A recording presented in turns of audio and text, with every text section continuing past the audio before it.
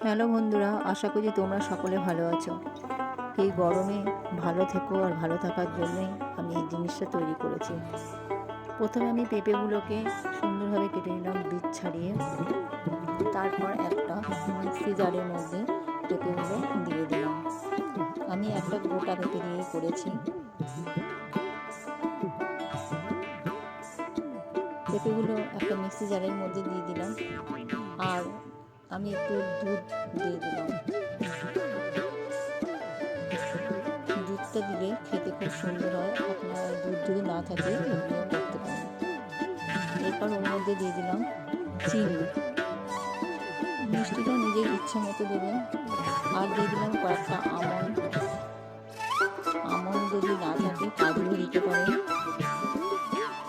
আর দিলাম এলাচ। এলাচটা দিলে ফ্লেভারটা খুব সুন্দর হয়। দিয়ে আমি মিক্সিতে ভালো করে পেস্ট করে নিলাম। দেখতেই পাচ্ছেন, সেটা আমি আর দেখালাম না।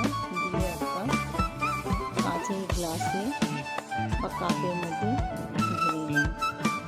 ভিডিওটি ভালো লাগলে